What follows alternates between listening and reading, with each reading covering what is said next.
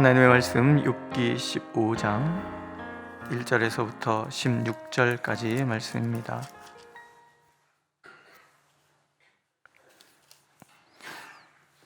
욥기 15장 1절에서부터 16절 우리 한 목소리로 읽겠습니다. 1절 대만 사람 엘리바스가 대답하여 이르되 지혜로운 자가 어찌 헛된 지식으로 대답하겠느냐?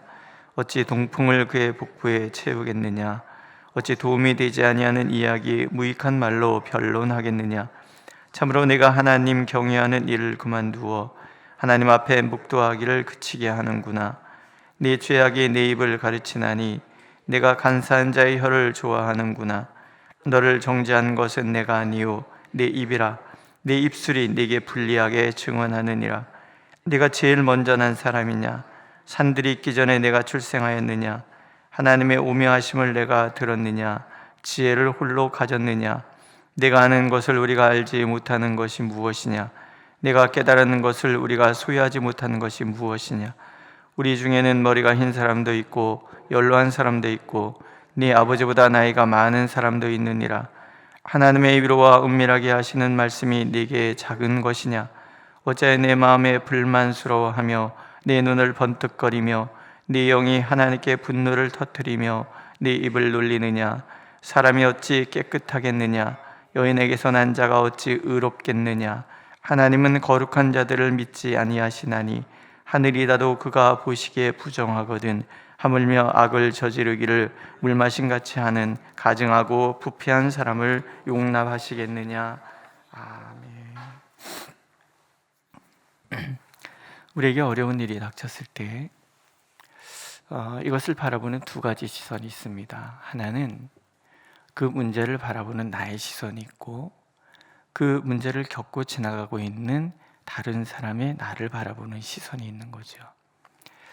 그러니까 내 문제가 찾아왔을 때 그 문제를 바라보는 나의 시선은 어떤 그 고난 앞에서 혹여 내가 하나님 앞에 범죄해서 이러한 어려운 일이 찾아온 것은 아닌가. 그래서 나를 꼼꼼히 돌아보는 거 굉장히 중요합니다. 우리가 엘리바스의 말을 이제 오늘 또 듣는데, 엘리바스의 이 말을 엘리바스가 남이 나에게 해주는 말로 듣지 말고 내가 나에게 하는 말로 꼼꼼히 살펴보면서 이 문제 앞에 나는 자유한가 살펴보는 것은 굉장히 중요합니다. 그러나 동시에 남이 고난을 당하고 있는 사람을 바라보는 나의 시선, 내가 나를 바라보는 것이 아니라 남을 바라보는 시선은 달라야 되는 거예요. 남의 고난을 받고 있는 그들을 향해서 그것이 죄의 문제다, 네가 잘못해서 그렇다, 네가 뭘 안다고 그러느냐, 이런 이야기들을 해서는 안 된다는 거예요. 그 시선은 저는 의인인데, 하나님의 자녀인데, 하나님께서 의로운 자를 의로운 자에게 고난을 주시는 또 다른 의미가 있겠다. 이렇게 바라보는 것이 중요하다는 거예요. 내가 나에게 적용할 때는 나의 죄를 꼼꼼히 살피는 일로 봐야 되고, 내가 남을 바라볼 때는 그는 죄 때문에 고난당하는 것이 아니라 하나님의 의로운 자임에도 불구하고 예수 그리스도께서 의로운 자로서 고난당하는 처럼 그가 지금 고난을 당하고 있구나, 있는 그대로 받아주는 것이 중요하다는 거예요.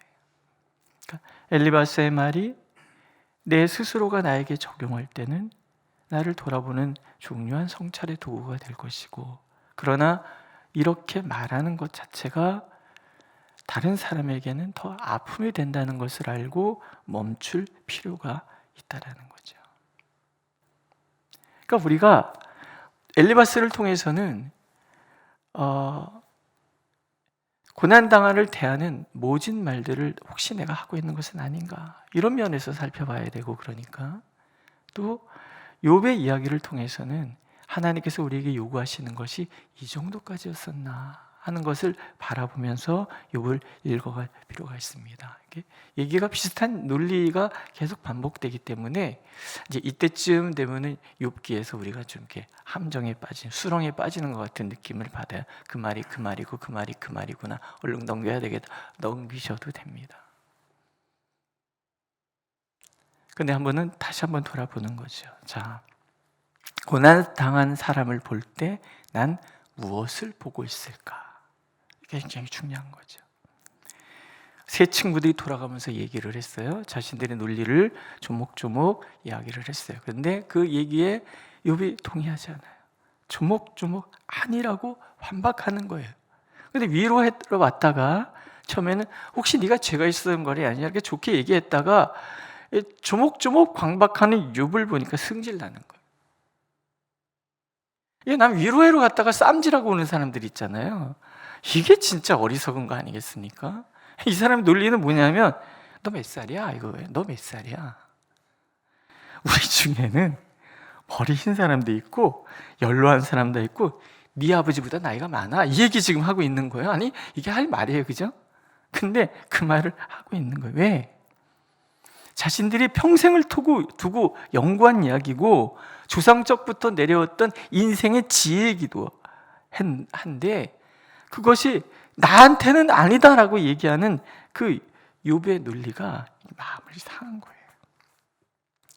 처음에 한 것보다 그래서 두 번째 엘리바스의 말은 굉장히 모질게 얘기를 하기 시작합니다. 첫 번째, 넌 지혜자가 아니야.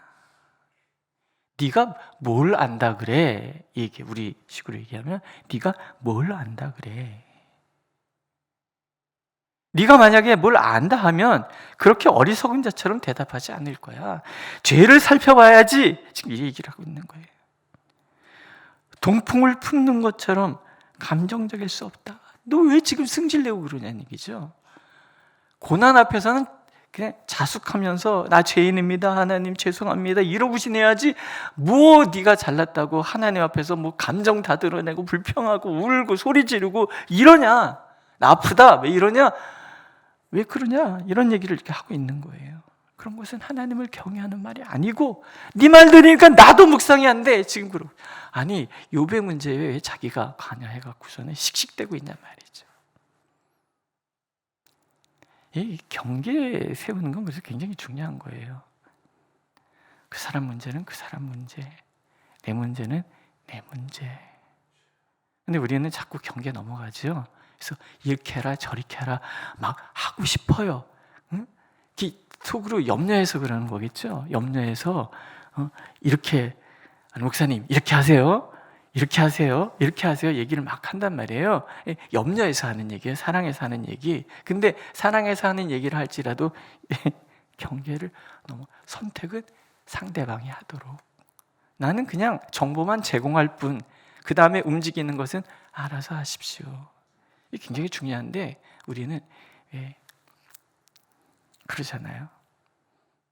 선을 막 넘어가서 지적해야 되고 움직이게 해야 되고 답까지 막 다 주고 싶은 그런 마음이 있단 말이죠.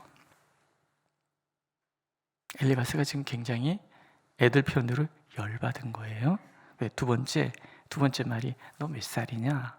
너 왜 이렇게 교만해? 이 얘기거든요. 근데 예수 믿는 사람들 중에서 하나님이 당신 교만하다 하십니다. 이러면 거기에 안 무너질 사람이 몇 되겠습니까?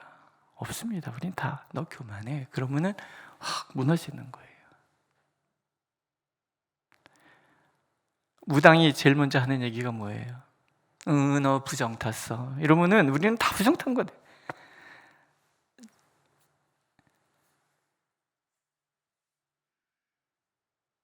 넌 교만해. 네가 제일 먼저 태어났냐? 네가 창조전에 태어났냐? 네가 하나님이 오면 거 다 알아? 왜 이렇게 교만해? 그 얘기거든요. 너 몇 살이야? 이런 말 절대 해서는 안 된다는 거예요. 그렇죠? 아니 나이 갖고 모든 걸 다 압니까?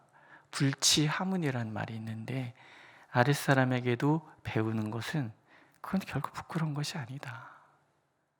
자꾸 이 대한민국 사회는 특히 뭐 하다 안 되면 너 몇 살이야? 이런단 말이죠. 너 몇 살이야? 이 얘기가 나오면 이제 얘기 끝났다는 얘기예요. 그렇죠? 너 몇 살이야? 지금 엘리바스가 너 몇 살이야? 이런단 말이죠. 세 번째는 너는 가증하다. 누구도 깨끗할 수 없고 누구도 의롭지 않는데 하나님은 거룩한 자도 하늘도 믿지 않으시는 분이신데 네가 죄가 없다? 너 가증한 놈이구나, 이 얘기를 하는 거예요. 네가 그렇게 불평해서 난 묵상, 내가 기도가 안 돼. 너 몇 살이야, 이 교만한 놈아. 그 다음에 이러니 너는 가증해서 벌 받아도 싸, 이 얘기거든요. 근데 이런 이야기들이 엘리바스 얘기인 것 같지만은 사실은 우리가 그렇게 툭툭 던진 말은 아니었을까. 저는 요새 욥기를 읽어가면서 그런 생각이 많이 들어요. 내가 목사라고 어줍지 않게 함부로 정죄하고 비판한 적은 없었던가, 자꾸 답을 주려고 했던 적은 없었던가 한번 생각을 해보는 거예요. 그러지 말아야 되겠다. 제가 나는 60 넘기 전까지는 전도서, 욥기, 잠언, 설교 나는 안 할 거다.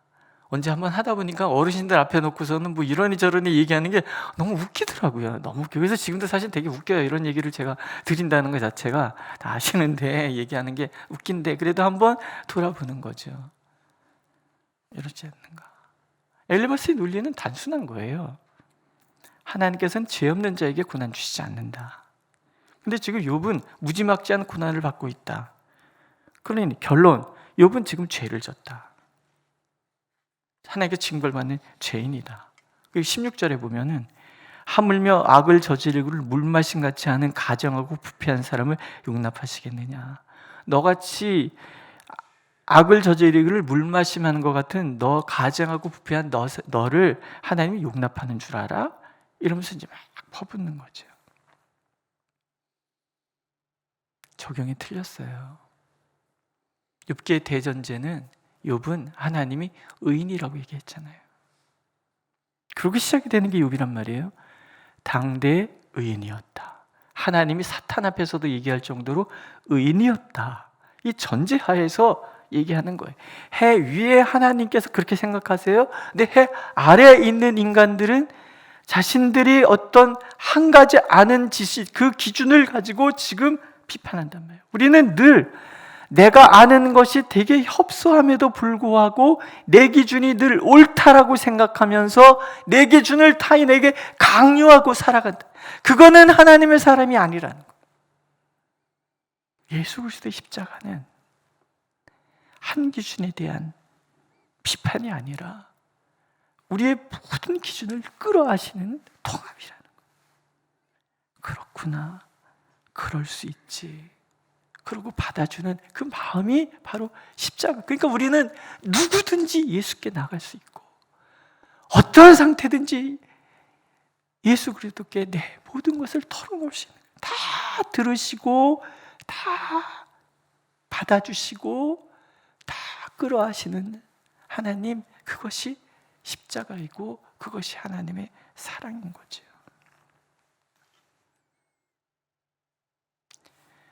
하나님의 마음의 대전제는요, 긍휼입니다. 탕자의 비유 아시잖아요. 아버지 돌아가시기도 전에 이미 유산을 달라고 얘기하는 이 버르장머리 없는 아들이, 그래서 아버지가 속 좋게 다 내주시잖아요. 그러면은 그거 갖고 잘 살아야 되는데 허랑방탕하게 다 탕진을 해버리고 돌아와요. 돌아오는데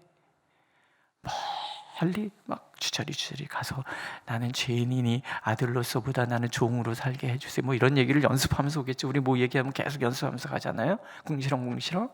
그런데 저기 보이는데 아들은 쭈삣쭈삣 걸어오는데 아버지는 동구 밖에 쳐다보고 있다가 그냥 뛰어가시잖아요.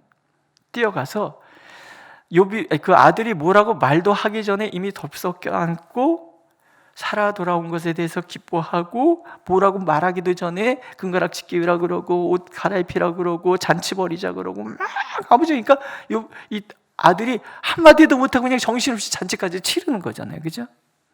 왜? 긍휼. 버르장머리 없는 그거는 이미 아버지에게는 안중에도 없어요. 아버지는 다 받아주신. 실패했어, 옳다 그르다 가타부타 따지지 않고 그냥 그 아들 그 몰골 그대로 끌어안고 살아 돌아온 것만으로 그냥 기쁘고 그냥 감사하고, 그게 아버지의 마음이라는 거죠. 하나님의 마음이 그런 마음인 거예요.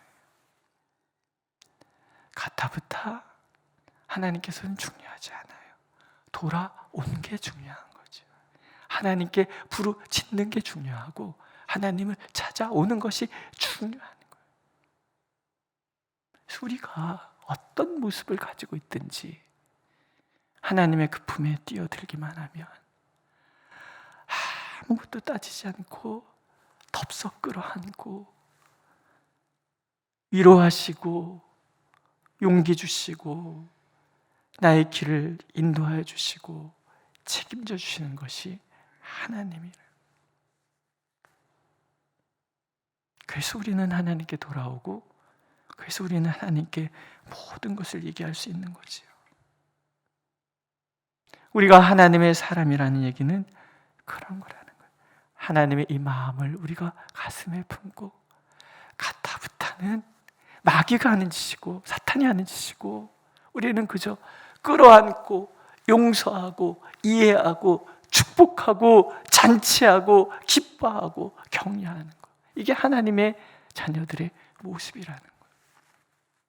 오늘도 우리 구역 안에서, 우리 선교회 안에서, 우리 교회 안에서 하나님께서 우리가 보여줘야 할 그리스도인으로서의 마음, 그냥 끌어안고 이해하고 울어주고 그렇게 하나님 앞에서 사랑하며 살아가는 것. 고난 중에 있는 사람이 뭔 말을 못할까? 내가 옳은지 그른지가 뭐 중요한가? 저 사람이 좋으면 좋은 거지. 그렇게 서로를 사랑하고 서로를 이해하는 그런 우리가 되기를 하나님은 원하고 계십니다. 기도하겠습니다. 얼마나 아플까? 얼마나 무서울까? 얼마나 불안할까? 고난당하는 자들의 비명소리를 들으며 우리가 이것을 생각하게 하옵소서. 고난당하는 자들의 항거의 소리를 들으면서 이것을 먼저 생각하는 우리가 되게 하여 주옵소서. 그래서 옳고 그름이 아니라 끌어안고 위로하고 격려하고 사랑하고 도와주고 그렇게 다 들어주는, 받아주는 우리가 되도록 우리 교회가, 우리 구역들이, 우리 선교회가 그렇게 하나님의 아름다운 십자가 공동체가 되도록 은혜를 베풀어 주옵소서. 예수님의 이름으로 기도드렸습니다. 아멘.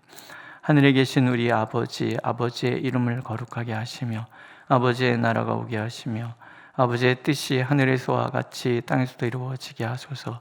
오늘 우리에게 일용할 양식을 주시고 우리가 우리에게 잘못한 사람을 용서해 준 것 같이 우리 죄를 용서하여 주시고 우리를 시험에 빠지지 않게 하시고 악에서 구하소서. 나라와 권능과 영광이 영원히 아버지의 것입니다. 아멘.